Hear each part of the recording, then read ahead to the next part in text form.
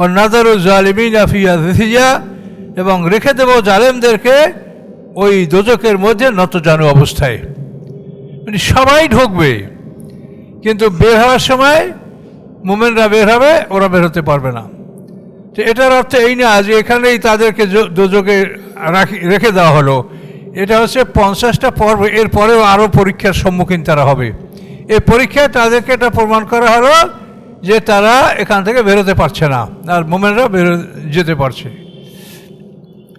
তো এই আয়াতের পরে অনেক কথা, অনেকে এই আয়াতের অর্থ পুলসিরাত অর্থ করেন। তো পুলসিরাতের বিষয়টা হাদিসে খুব জোরালোভাবে বলা হয়েছে। তো পুলসিরাত থাকার সম্ভাবনা আছে, এটা কোরআনের খেলাফ হয় না, যেহেতু আমরা সূরা ফাতিহায় যে সিরাত, ইহদিনাস সিরাতাল মুস্তাকিম, এই যে রাস্তা সিরাত, এই পুলসিরাত কিন্তু এই একই কথা, একটা রাস্তা। তো এই রাস্তায় কোনো এক জায়গায় আল্লাহ এরকম একটা অবস্থা সৃষ্টি করতে পারেন, যেহেতু আল্লাহ রসুল বলেছেন বলে আমাদের মনে হয়, অনেকগুলি হাদিস আছে এই প্রসঙ্গে, যে এই পুলসিরাত একটা পোল পার হওয়ার জন্য একটা ব্যবস্থা থাকতে পারে, এবং সেটা প্রত্যেকটা মানুষের জন্য একটা পোল হবে। যে যেভাবে আমল করছে তার জন্য সেইভাবে পোল হবে। যে পূর্ণ ইসলাম পালন করছে তার জন্য পূর্ণাঙ্গ পোল। আর যে ইসলামের ভিত্তি, বুনিয়াল ইসলাম আলা খামসেন, ইসলামের ভিত্তি 5টা, যে শুধু ভিত্তিগুলো পালন করছে তার জন্য থাকবে পোলের পিলার, শুধু মাঝখানের বিম, তারপরে ঢালাই, এগুলো কিছু থাকবে না। যেমন হাশরের ময়দানে নূরের ব্যাপারটা, যে যেভাবে আমল করছে তার সেভাবে আলো হবে। সূরা নূরের মধ্যে যে বলা হয়েছে যে এই আলোর সাহায্যে একটা পরীক্ষা করা হবে হাশরের ময়দানে। কাফের মুশরিকদের আলো জ্বলবে না, মুমিনদের জ্বলবে, মুনাফিকদের জ্বলবে, নিভবে। আরাফের কাছাকাছি যাওয়ার পরে মুনাফিকের আলো চিরতরে নিভে যাবে।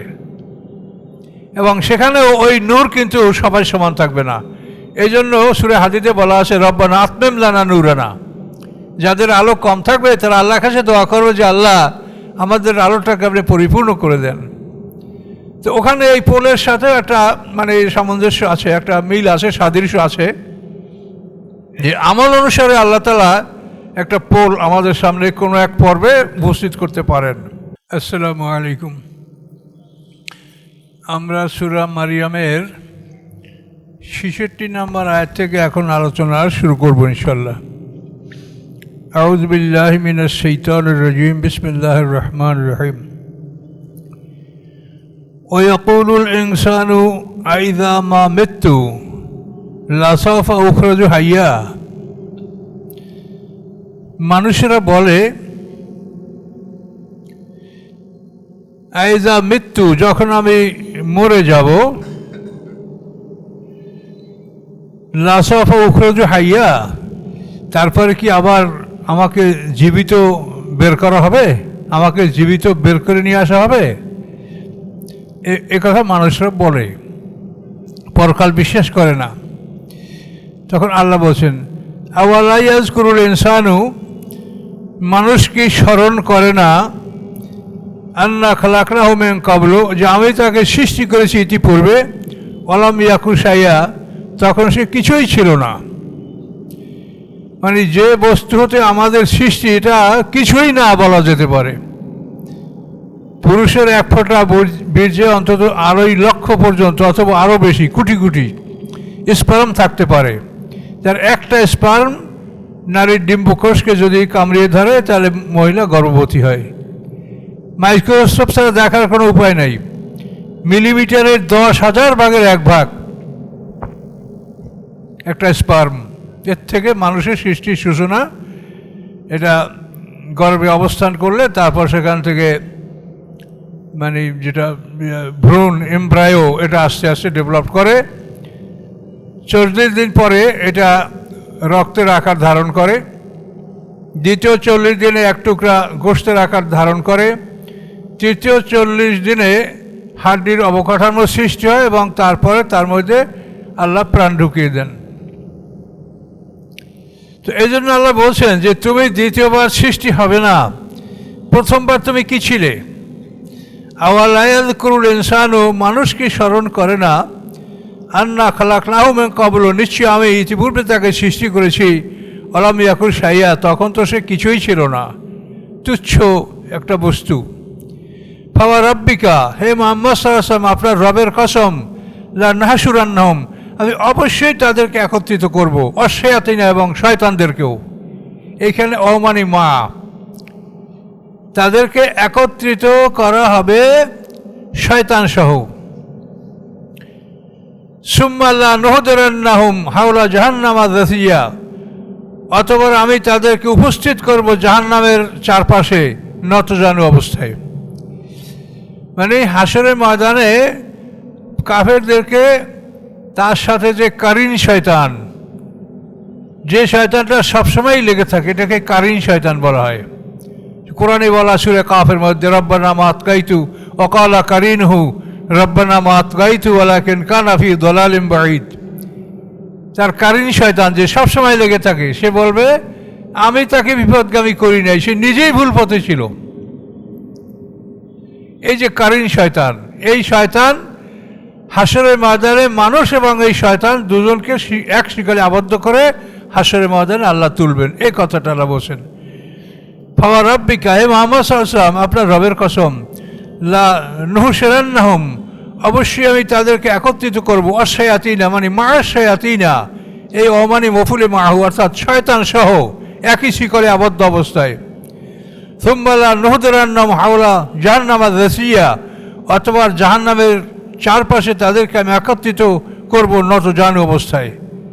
আগে ওখানে একত্রিত করা হবে, দেখানো হবে, কিছু কথাবার্তা হবে, তারপর ঢুকানো হবে। তো জাহান্নামের চারপাশে অপরাধী একত্রিত করা হবে। সুম্মা লা নানজিআন্না, অতঃপর আমি টেনে বের করব, মিন কুল্লি শিয়াতিন, প্রত্যেক সম্প্রদায় হতে, আইয়ুম আসাদ্দুল রহমান ইতিয়া, তাদের মধ্যে কে সবচাইতে বড় নাফরমান, সে কে সবচাইতে রহমানের বড় অবাধ্য সার্কাস। আমি প্রত্যেকটা গোত্র থেকে এই বড় বড় শয়তানদেরকে, বড় বড় লিডারদেরকে আমি টেনে বের করব। সুম্মা লা নাহনু আ'লামু বিল্লাযীনা হুম আওলা বিসিলিয়া, অতঃপর আমি ভালো জানি তাদেরকে যারা ওখানে প্রবেশের অধিকার রাখে। ওই দোজখে কে কে প্রবেশ করবে, আল্লাহ বলেন আমি একটু ভালো জানি কে ওটায় প্রবেশের যোগ্য। ওয়া মিনকুম ইল্লা ওয়ারিদুহা, নয় কেহই তোমাদের ব্যতীত যে অবতরণ করবে উহাতে, অর্থাৎ তোমরা সবাই ওখানে ঢুকবে। কানা আলা রব্বিকা হাতবাম মাকদিয়া, এটা আপনার রবের উপরে অবশ্য পালনীয় এবং চূড়ান্ত সিদ্ধান্তকৃত। সকল মানুষ দোজখে ঢুকবে। ঢোকার পরে কি হবে? সুম্মা নুনাজ্জিল্লাযীনা তাকাও, অতঃপর আমি মুক্তি দিব, নাজাত দিব আমি তাদেরকে যারা মুত্তাকিন, যারা আল্লাহকে ভয় করেছে। ওয়া নাযারু যালিমিনা ফিহা জাসিয়া, এবং রেখে দেব জালেমদেরকে ওই দোজখের মধ্যে নতজানু অবস্থায়। মানে সবাই ঢুকবে, কিন্তু বের হওয়ার সময় মুমিনরা বের হবে, ওরা বের হতে পারবে না। তো এটার অর্থ এই না যে এখানেই তাদেরকে দোজখে রেখে দেওয়া হলো। এটা হচ্ছে 50টা পর্ব, এর পরেও আরও পরীক্ষার সম্মুখীন তারা হবে।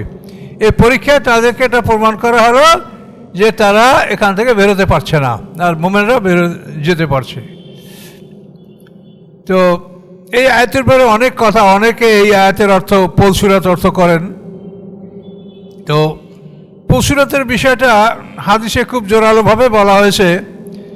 তো পুলসিরাত থাকার সম্ভাবনা আছে, এটা কোরআনের খেলাফ হয় না, যেহেতু আমরা সূরা ফাতিহায় যে সিরাত, ইহদিনাস সিরাতাল মুস্তাকিম, এই যে রাস্তা সিরাত, এই পুলসিরাত কিন্তু এই একই কথা, একটা রাস্তা। তো এই রাস্তায় কোনো এক জায়গায় আল্লাহ এরকম একটা অবস্থা সৃষ্টি করতে পারেন, যেহেতু আল্লাহ রসুল বলেছেন বলে আমাদের মনে হয়, এবং অনেকগুলি হাদিস আছে এই প্রসঙ্গে, যে এই পুলসিরাত একটা পোল পার হওয়ার জন্য একটা ব্যবস্থা থাকতে পারে, এবং সেটা প্রত্যেকটা মানুষের জন্য একটা পোল হবে। যে যেভাবে আমল করছে তার জন্য সেইভাবে পোল হবে। যে পূর্ণ ইসলাম পালন করছে তার জন্য পূর্ণাঙ্গ পোল। আর যে ইসলামের ভিত্তি, বুনিয়াল ইসলাম আলা খামসেন, ইসলামের ভিত্তি 5টা, যে শুধু ভিত্তিগুলো পালন করছে তার জন্য থাকবে পোলের পিলার, শুধু মাঝখানের বিম, তারপরে ঢালাই, এগুলো কিছু থাকবে না। যেমন হাশরের ময়দানে নূরের ব্যাপারটা, যে যেভাবে আমল করছে তার সেভাবে আলো হবে। সূরা নূরের মধ্যে যে বলা হয়েছে যে এই আলোর সাহায্যে একটা পরীক্ষা করাবে হাশরের ময়দানে। কাফের মুশরিকদের আলো জ্বলবে না, মুমিনদের জ্বলবে, মুনাফিকদের জ্বলবে নিভবে, আরাফের কাছাকাছি যাওয়ার পরে মুনাফিকের আলো চিরতরে নিভে যাবে। এবং সেখানেও ওই নূর কিন্তু সবাই সমান থাকবে না। এই জন্য সূরা হাদীদে বলা আছে রব্বানা আতমিম লানা নূরানা, যাদের আলো কম থাকবে তারা আল্লাহর কাছে দোয়া করবে যে আল্লাহ আমাদের আলোটাকে আপনি পরিপূর্ণ করে দেন। তো ওখানে এই পোলের সাথে একটা মানে সামঞ্জস্য আছে, একটা মিল আছে, সাদৃশ্য আছে, যে আমল অনুসারে আল্লাহ তাআলা একটা পোল আমাদের সামনে কোনো এক পর্বে উপস্থিত করতে পারেন। তো জান্নাত জাহান্নামে ঢোকার শেষ পর্ব হলো যে সূরা জুমারের যে শেষ আয়াত, ওয়াসিকাল্লাযিনা কাফারু ইলা জাহান্নামা জুমারা ওয়াসিকাল্লাযিনা তাকাউ ইলা রাব্বিহিম ইলাল জান্নাতে জুমারা, ওই হলো শেষ পর্ব। এর আগে কিন্তু 49টা পর্ব থাকবে। তো এটাও একটা পর্ব যে একটা জায়গা থেকে পার হবে, মোমেন কাফের সব জাহান্নামের ভিতর থেকে পাস হবে, কিন্তু মোমেনরা খুব সহজে বের হয়ে পড়বে আর মুশরিকরা কাফেররা বেরোতে পারবে না। কিন্তু এখান থেকে তাদেরকে আবার বের করে অন্য পরীক্ষার সামনে নেওয়া হবে এবং প্রত্যেকটা পরীক্ষায় তারা ফেল করবে, এটা আল্লাহ দেখাবেন। এবং এই প্রত্যেকটা পরীক্ষায় মোমেনরাও থাকবে, পাস ফেল উভয় দল থাকবে। তো এখানে তাফসীরকাররা অনেক কথা বলেছেন যে মোমেনরা যখন জাহান্নামে ঢুকবে তখন জাহান্নাম চালু হবে না, স্টার্ট হবে না। জাহান্নাম সব কিছু রেডি থাকবে কিন্তু এটা চালু হবে না, শুধু তারা দেখবে যে এই অবস্থায় এই ফাংশনগুলি এখানে আছে, এভাবে দেখে তারা বের হয়ে পড়বে। কিন্তু কাফেররা বের হতে পারবে না, এটা প্রমাণ হওয়ার পরে তারপর তাদেরকে আবার ছেড়ে অন্য পরীক্ষার কাছে নেওয়া হবে। পরকালের এই বিষয়টা বোঝা এতই কঠিন যে আমরা চিন্তা করে করে মানে কোনোভাবেই একটা চূড়ান্তে পৌঁছতে পারি না। মনে হয় যেন আমাদের জ্ঞান এটা ধরতে পারছে না যে এখানে এত মানে কথা বা এত জ্ঞানের বিষয় আছে লুকায়িত, যেটা আমরা আমাদের খুবই কষ্ট হয়। তারপর আমরা চেষ্টা করছি আপনাদেরকে বুঝিয়ে বলার জন্য। তো ওয়ামিনকুম ইল্লা ওয়ারিদুহা, নয় কেহ তোমাদের মধ্যে ব্যতীত যে সে উহাতে অবতরণ করবে। তো ওয়ামিনকে দুটো আপনি নিশ্চয় শব্দ তর্জমা করতে পারেন, নিশ্চয়ই তোমরা সকলে উহাতে অবতরণ করবে। এবং এটা রবের একটা চূড়ান্ত সিদ্ধান্ত, অবশ্য পালনীয় চূড়ান্ত সিদ্ধান্ত, ঢুকবেই সবাই। সুম্মা নুনাজ্জিল্লাযিনা তাকাউ, অতঃপর আমি মুক্তি দিব মুত্তাকিনদেরকে, ও নাযারু যালিমিনা ফিহা জিসিয়া, এবং জালেমদেরকে আমি তথায় রেখে দেব নতজানু অবস্থায়। ওয়া ইযা তুতলা আলাইহিম আয়াতুনা বায়্যিনাত, কাদেরকে রেখে দেওয়া হবে সেটা আল্লাহ বলছে। ওয়া ইযা তুতলা আলাইহিম আয়াতুনা বায়্যিনাত, যখন তেলাওয়াত করা হতো তাদের উপরে আমার স্পষ্ট আয়াতগুলি, ক্বালাল্লাযিনা কাফারু, কাফেররা বলতো, লিল্লাযিনা আমানু, মোমেনদেরকে, আইউল ফরিকাইনে খায়রু মাকামা, দুই দলের কোন দলের অবস্থান ভালো, মাকাম মানে পজিশন, দুই দলের কোন দলের পজিশন ভালো, মোমেনদের না কাফেরদের, ওয়াহাসানু নাদিয়া, এবং কোন দলের মজলিস উত্তম, তোমাদের মজলিসে সব ফকির ফাকার গরিব গুরবা আর আমাদের মজলিসে সব বড় লোক নেতা খাতা, ওরা এইভাবে চ্যালেঞ্জ করত। ওয়াকাম আহলাকনা ক্বাবলাহুম মিন কারনি, আল্লাহ বলেন কত জাতিকে আমি ইতিপূর্বে ধ্বংস করেছি, হুম আহসানু আসাসামার, এরা রিয়া যারা ছিল উত্তম আসবাবপত্রে এবং দর্শনে, আসবাবপত্র বাড়ি ঘর, এবং তাদেরকে দেখভালে দেখলে খুব সুন্দর লাগতো, খুব মানানসই, দেহ ভালো, স্বাস্থ্য ভালো, লেবাস ভালো, পোশাক ভালো, চলাফেরা ভালো, এভাবে তাদের আসবাবপত্র এবং তাদের দর্শন এগুলি খুব সুন্দর ছিল। এরকম কত জাতি আমি ইতিপূর্বে ধ্বংস করেছি, আল্লাহ বলছেন। কুল আপনি বলেন তাদেরকে, ওরা তো অহংকার করে ধন সম্পদের, স্বাস্থ্যের, বাড়িঘরের।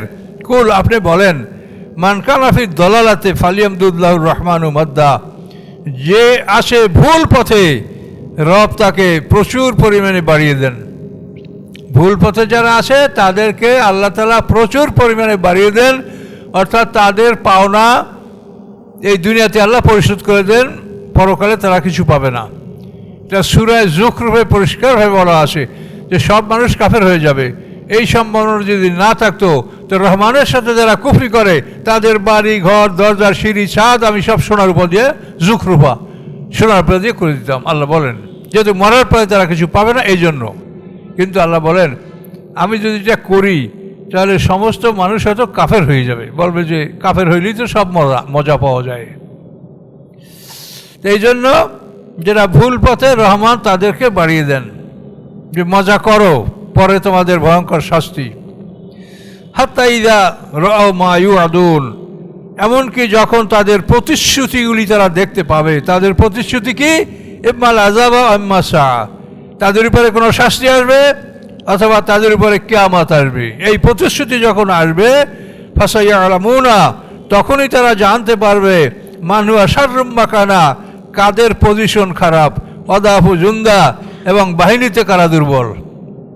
এখন তো তোমরা পজিশনে খুব ভালো, কিন্তু এই সময় আসলে তখন দেখতে পাবে যে কাদের পজিশন ভালো আর কারা বাহিনীতে দুর্বল, আর কাদের পজিশন খারাপ কাদের বাহিনী দুর্বল, এটা দেখতে পারবে তোমরা।